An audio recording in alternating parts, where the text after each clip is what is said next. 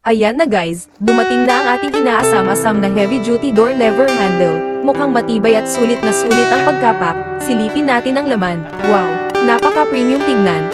Stainless steel finish at siguradong tatagal to. Kasama na rin ang mga susi at installation kit para hindi ka na mahirapan. Ito nga pala ang papalitan natin.